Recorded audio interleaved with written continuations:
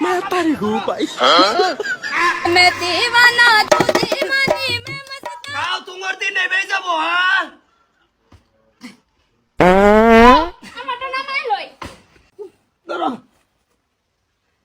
দাঁড়াও ওগো আমি তো এটা পারতাম না মাথা দেহ হ্যাঁ ও তোমার মাথা বেশ হয়ে গেছে ধরো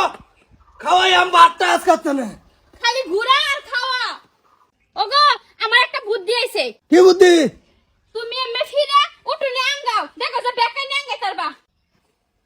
আগে না তো আঙ্গো আঙ্গো কি করলি হ্যাঁ